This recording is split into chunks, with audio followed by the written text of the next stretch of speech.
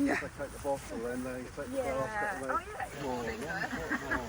Making little videos. Nice. Are you putting this up on the... Yeah, I put it on YouTube. Yeah. Ah.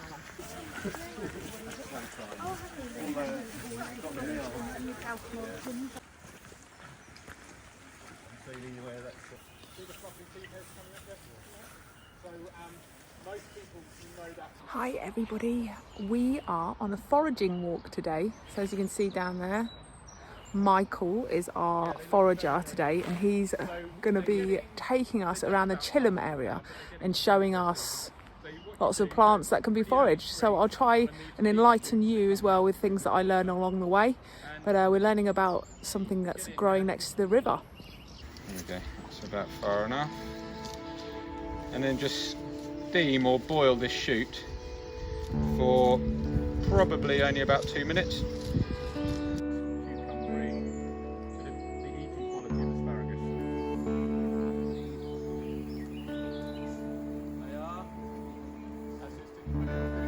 But a wonderful vegetable because it's so common, easy to identify, delicious, nutritious, and has a very, very long season. Growth stage is very important for nettles. It is important for most things we forage, particularly when we're getting young shoots and salad leaves and greens. You're always looking for the youngest specimens.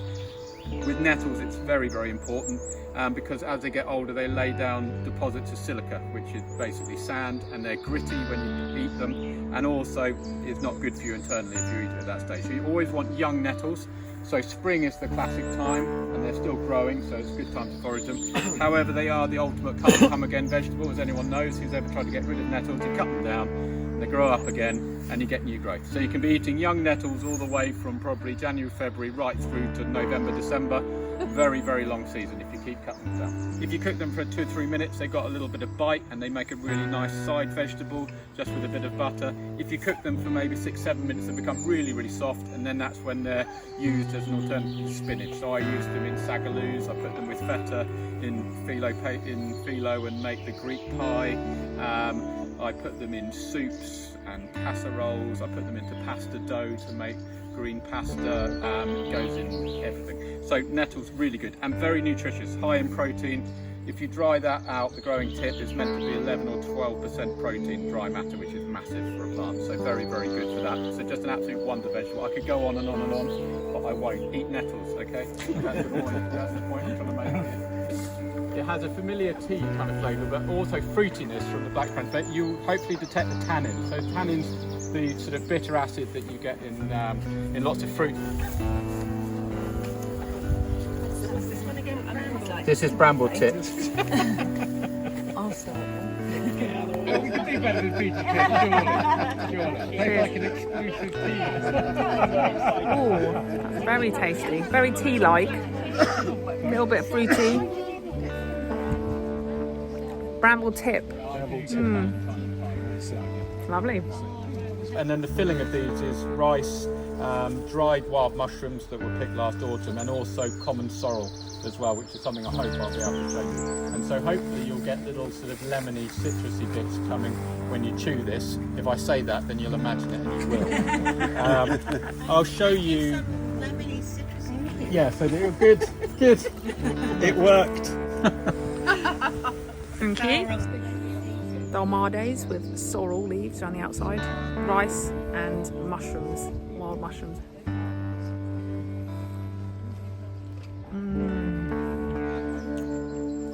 That's so good.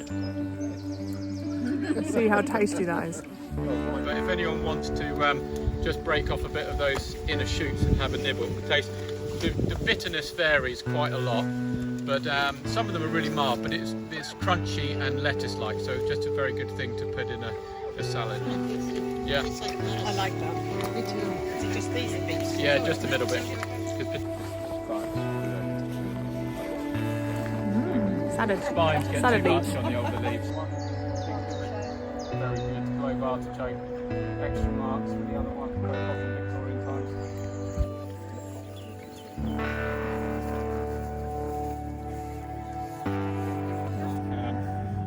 Fascinatingly, has a dusty appearance, not looking very dusty because it's been rained on. Often look very dusty, has little beads of lipid like wax on the leaves, which sets it apart. But yeah, it's a very useful plant. I was saying it's I'm being slightly unpopular now and having a banana on a foraging walk. We didn't forage this. I found it in the supermarket. I'm hungry. like this. I put it in dolmadas. It's all people, they can taste it, and yeah, it's very, very useful. So these little more immature shoots you can eat. Herb to show you here. Stitchwort. I'm just talking over Michael now, but this is an immature flower of stitchwort. Shady places, woodland edges, creeks out. It tastes like peas. A herb of most It's pretty nice. Put it on salads. So this is hawthorn. And it's really late. You can see like the flowers haven't really come out on this one at all. But Michael's just saying that you can eat the young leaves right at the end here. And historically, if you look in like old kind of foraging books, they'll talk a lot about hawthorn. I've just tried a bit and didn't taste that interesting. It tasted a bit like a leaf, which I know probably sounds like an odd thing to say. But yeah, that's what you're going for, that nice little young bit there. We are having another sample, which is amazing. We are in this beautiful little clearing here, and Michael's delving into his bag to find us something else to try. I love how slow this walk is. You know, most of my walks, they're not at a fast pace, but you definitely have time on this walk to look at things and just travel a little bit slower, which is really enjoyable. Everyone knows dandelions.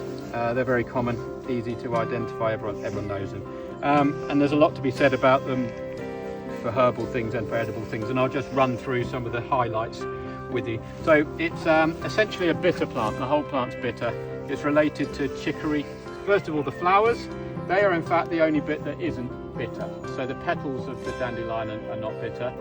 Traditional usage for that is as a wine. So it's been used to make a traditional country wine. Also just nice as salad, so I'll often just halve them and chuck them into a salad.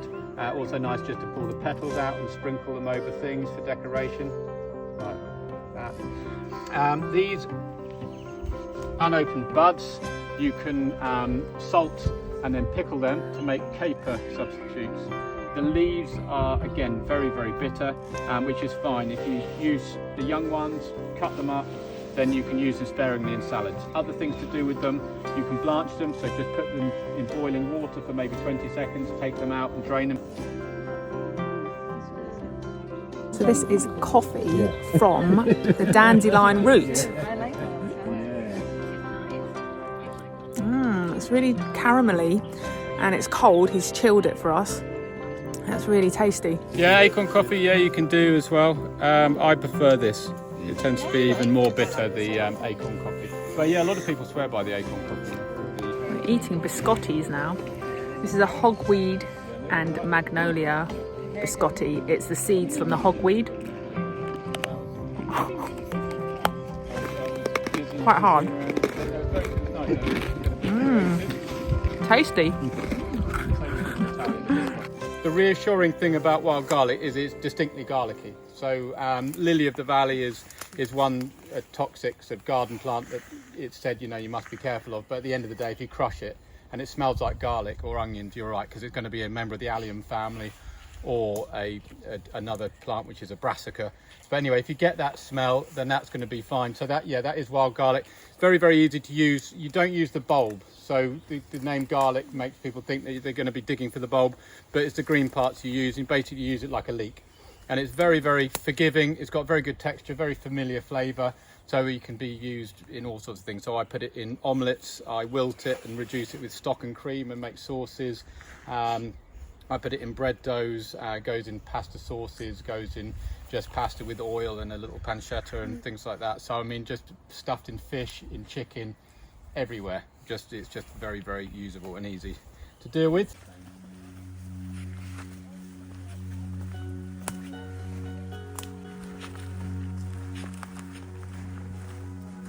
I also picked up this in the wood, and we may see more of this before we're back. Does anyone know this plant? Anyone seen it around?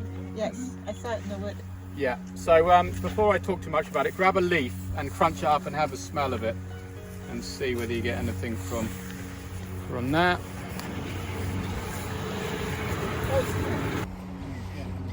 Onions. Oh, Onions. it's garlicky. Garlic onions. Garlic onions. Yeah, garlic onion. So the names for this are Jack by the Hedge or garlic mustard is the other name. Garlic mustard. Yeah, garlic mustard. So it's a very celebrated forager's plant, and it's a mustard plant. Young leaves can be used as a salad, and then older leaves are cooked, usually incorporated with other things. So I often shred them, put through mashed potato or something like that. And my all-time favourite thing to do is to make Chinese seaweed, in inverted commas, which is made out of mustard greens. And if you get these larger leaves, shred them up, 1/4 inch of oil in a pan, chuck in the shredded Jack by the Hedge. It'll crisp up in about 20 or 30 seconds if you give it a stir. A little bit of salt, a little bit of sugar, and it tastes like popcorn with a slight bitter aftertaste. It is really delicious, crunchy, very, very good. So these are, depending on the age of the book you're looking in, either Jew's ear or now jelly ear fungus. They're one of the safest fungi to forage. There's no dangerous lookalikes, and if you're foraging it on dead elder and it looks like that, you're good to go.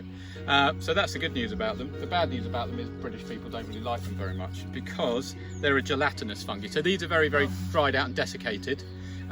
But if you rehydrate them, or when they're growing fresh, they're very, very gelatinous, and they're celebrated a lot in Asian cooking. So you can go in any Asian supermarket and buy wood ear or black fungus, it's often called, and that will be rehydrated in soups and broths and in steamers with aromatic vegetables and spices and things, and it gives a really, really good texture. So they've got a kind of chocolate on the outside and a jelly kind of thing going on the inside. So have a go at that. Oh, thank you very much.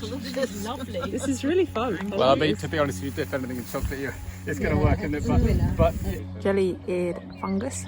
The chocolate too, I assume. It is very much like jelly, isn't it? It's lovely. you're getting the Oh, it's really tasty. Oh, great. Nice squidgy bit against the chocolate. Does anyone know what this plant is? These are hops. Oh, these are hot. Yeah, so they're not native as such, but they grow feral. At this time of year, you forage the growing tits, known in this country as poor man's asparagus, and you steam it or boil it and eat it as a vegetable.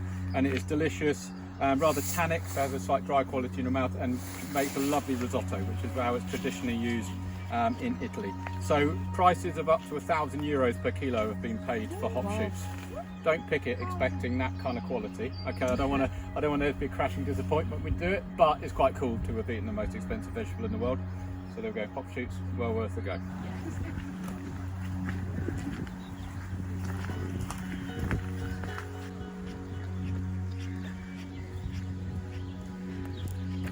We are back in Chilham and we have finished our 4-mile foraging walk, which has been one of the most enjoyable experiences of recent memory. I would say that because I've organised it, but Michael is extremely knowledgeable. He was able to tell us a whole range, as you have seen, of plants that you can eat or that can be included in food in some way. So yeah, it's very enjoyable. And what I was saying earlier, I was just thinking about again that it was really special to walk slowly and to be looking at things and just taking a bit more time over the walk. Not to say that we normally rush our walks, but that kind of slow walk, slow travel, taking in the views, talking to people, but not moving our legs too fast.